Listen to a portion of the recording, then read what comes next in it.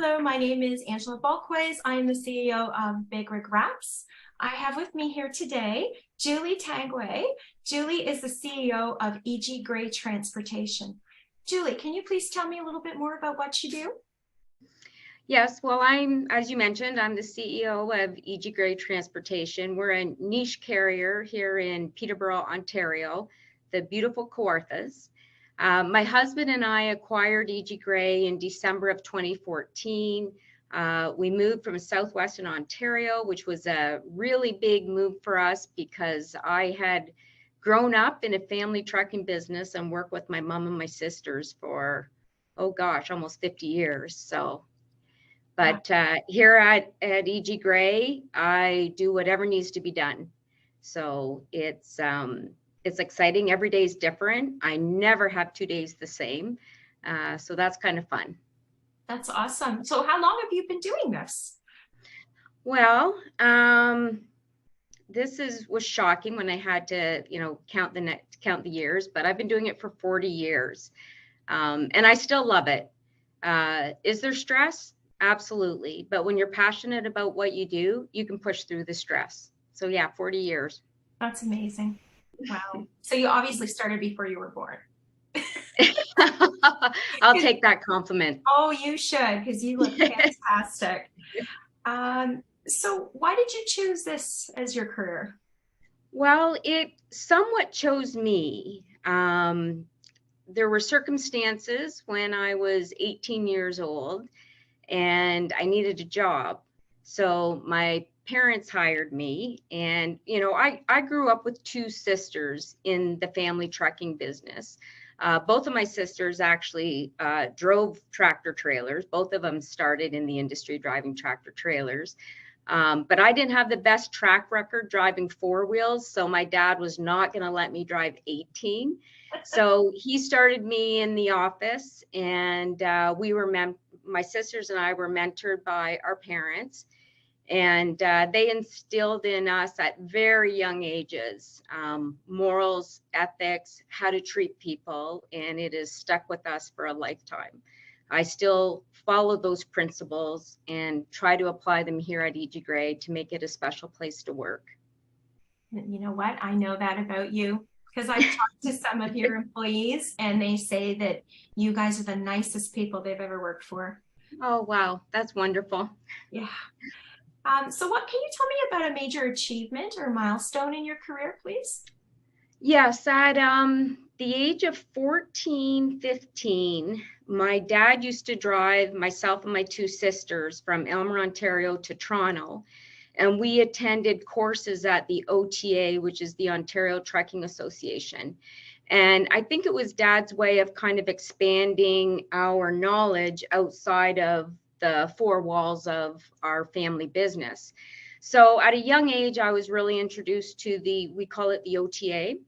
And through the years, as we grew and our company grew, we joined, received a membership. I became more involved, and I was recognized by my peers, which were really, successful businessmen owning trucking companies. I was recognized by my peers and nominated to be the first female chairperson of the Ontario Trucking Association.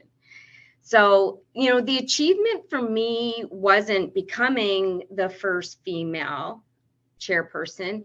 It was that these successful businessmen in a very male-dominated industry felt that I was deserving and that I could add value to the OTA by being the first female chair. So that was pretty exciting. That's amazing. Congratulations. So what inspires you to do what you do? I have a real passion for all our employees. I really do. But my passion to improve the quality of a driver's life, I don't know that people understand what a tough gig, I call it, they have. And I do feel that during COVID, perhaps there was a more awareness of what the lifestyle of an over-the-road truck driver, what he goes through.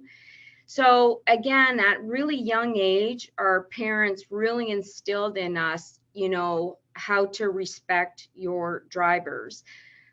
Without them, we don't need dispatchers. We don't need people in the accounting department, safety department, maintenance. You know, it's those drivers out there, like last night in the storm, for instance. You know, they take their role seriously. They get the product to our shippers.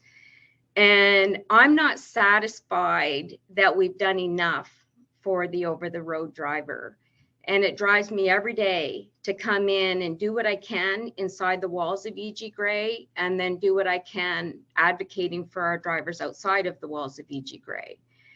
I love seeing our employees, you know, roll in a new vehicle.